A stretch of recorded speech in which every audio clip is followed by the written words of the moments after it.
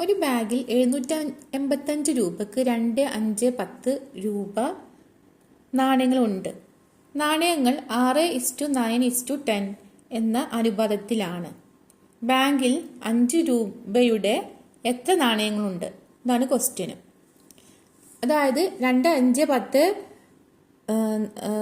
രൂപ നാണയങ്ങൾ 6:9:10 എന്ന അനുപാതത്തിലാണ്. അപ്പോൾ നമുക്ക് എഴുതാം 2 × 6x plus 5 × 9x plus 10 × 10x equal to 785 രൂപ. ബാങ്കിൽ 785 രൂപയാണ്. അപ്പോൾ അതാണ് 785 ഈക്വൽ ആണ്. അപ്പോൾ നമുക്ക് കാൽക്കുലേറ്റ് ചെയ്യാം. 12x plus 45x plus 100x equal to 785.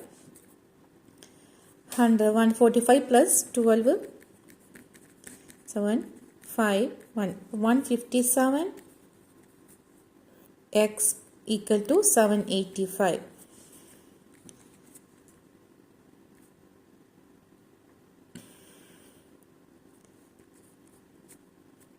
x equal to 785 divided by 157. Divide ചെയ്യുമ്പോൾ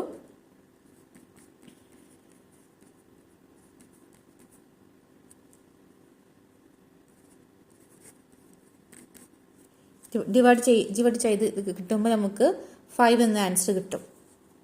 x equal to 5 എന്ന ആൻസർ കിട്ടും.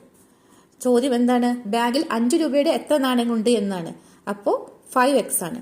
5x equal to 5 ×